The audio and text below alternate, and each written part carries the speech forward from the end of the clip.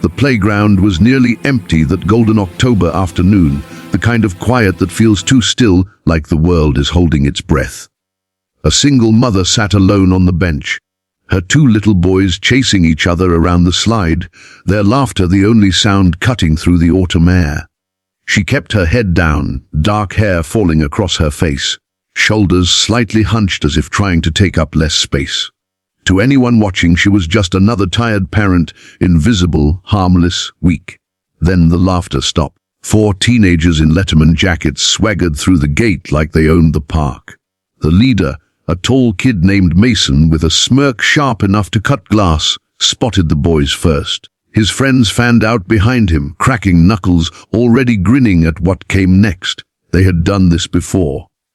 They always picked the ones who wouldn't fight back.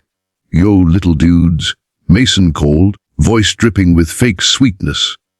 "This playground's closed for babies today." The smaller boy froze. The older one, maybe 7, stepped in front of his brother, tiny fists clenched. Their mother stood slowly, almost too slowly, and every mother in America knows that motion the calm before the storm you pray never comes.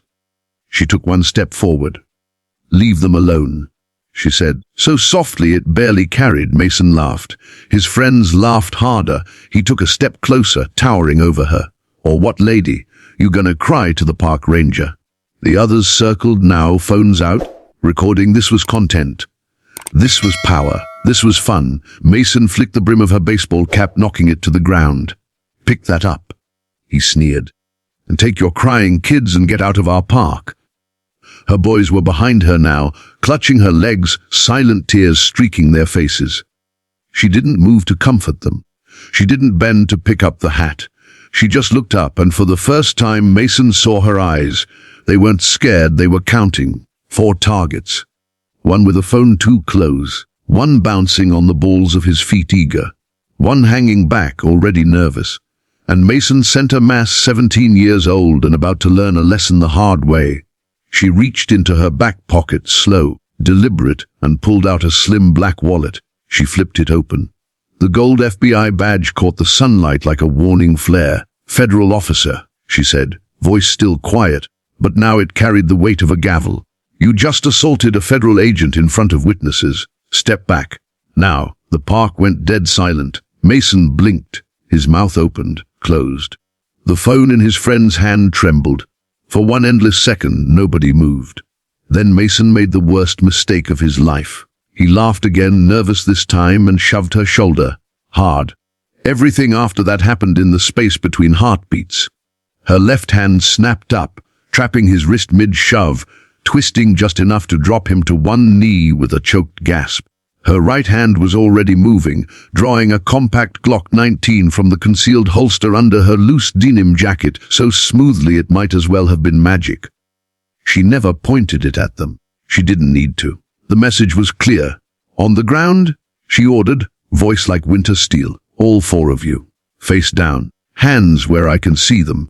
They dropped so fast the mulch exploded around them. Her younger son started crying, not from fear now, but from something else, something huge.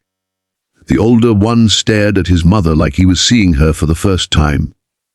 She knelt briefly, pressing a kiss to each of their heads without ever taking her eyes off the boys on the ground. "Mommy has to work now, babies," she whispered.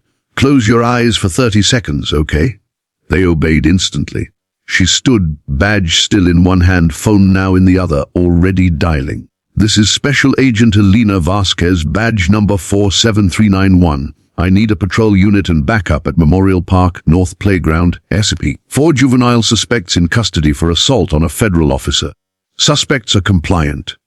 The first police cruiser arrived in under 4 minutes, lights cutting through the trees like Judgment Day. Parents who had been watching from their cars, afraid to intervene, now stepped out, filming everything. Within an hour the video would have 2 million views. But this story doesn't begin here. It begins 3 years earlier, when Elena Vasquez was still one of the most decorated undercover agents in the FBI's organized crime division. It begins the night her cover got blown in a warehouse in Newark. The night her partner took 3 rounds meant for her. The night she came home with his blood on her shirt, and a promise to his widow that she would never let the job take her from her own children. She resigned the next morning, or so everyone thought.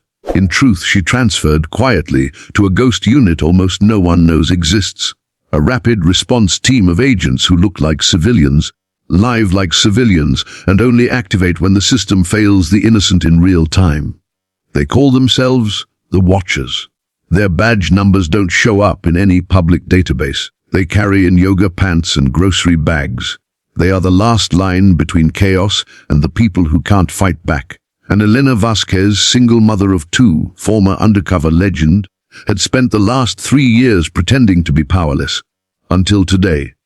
As the officers cuffed the teenagers, one of them, the nervous one who had never really wanted to be there, started crying. Real crying. The kind that comes from knowing you just ruined your life at 17. Elena looked down at him, and something shifted behind her eyes. "Officer," she said to the sergeant approaching, "I'm not pressing federal charges."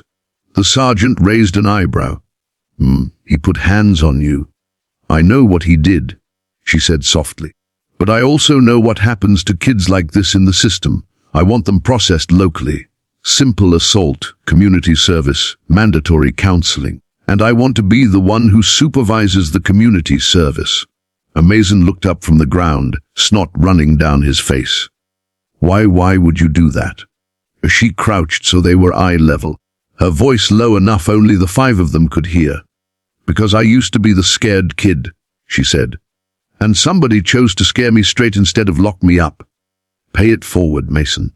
Or next time. There won't be a next time." 6 months later, the same 4 boys, scrubbed clean in orange vests, spent every Saturday repainting the playground under the supervision of the quiet woman they now called Miss Elena. They fixed the slide their victim's little brother had been afraid to use. They planted flowers along the fence. And every single weekend, 2 little boys watched from the swings as their mother showed the world what real power looks like. It doesn't shout. It doesn't need to. Sometimes it just shows up in a ponytail and a hoodie, holding a juice box in one hand and justice in the other. And that, my friends, is the day the bullies learn never to judge a book by its cover, especially when that book can put you in federal prison before you finish your sentence. So tell me down in the comments, have you ever been underestimated and then shocked the room when they realized who you really were? Or have you ever witnessed someone quiet turn out to be the strongest person in the fight?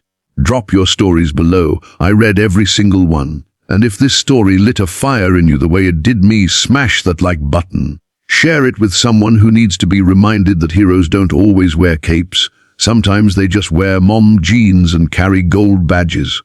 Hit subscribe and ring that bell, because every week we're bringing you more real, life cinematic stories of courage, redemption, and justice that'll leave you speechless.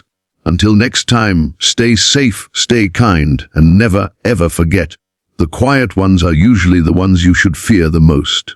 See you in the next one.